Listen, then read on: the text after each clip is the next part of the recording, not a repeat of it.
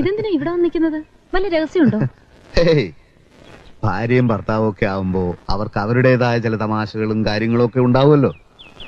എനിക്കാണെങ്കിൽ ഒരുപാട് തമാശകൾ പറയാൻ അറിയാം. പക്ഷെ അമ്മയുടെ തങ്കമണിയുടെ മുമ്പിൽ വെച്ച് നമ്മള് എന്നെ എന്തിനാ ഇപ്പൊ വിളിച്ചത്? ഞാൻ തുണി കഴുകാണ്. അത് നമുക്ക് പിന്നെ കഴുകാലോ. അതിന് മാത്രമുള്ള പ്രശ്നം എന്താ? പ്രശ്നമല്ല, ചില നർമ്മ സംഭാഷണങ്ങൾ, ചില തമാശകൾ. ഞാനിപ്പോ പ്രസ്സിൽ വെച്ച് ഇങ്ങനെ ഇരിക്കുന്ന സമയത്ത് പെട്ടെന്ന് എനിക്ക് ചില തമാശകൾ തോന്നി. അതോടനെ ശോഭയോട് വന്ന് പറഞ്ഞിട്ട് പോകാമെന്ന് കരുതിയാണ്. എന്ത് തമാശ? തമാശ എന്ന് വെച്ചാൽ ഒരു വൃദ്ധനെ പറ്റിയാ. ഏത് വൃദ്ധൻ? ഒരു വൃദ്ധൻ. ഈ വൃദ്ധൻ ഹോട്ടലാണെന്ന് കരുതി ഒരു ബാർബർ ഷാപ്പിൽ കയറി.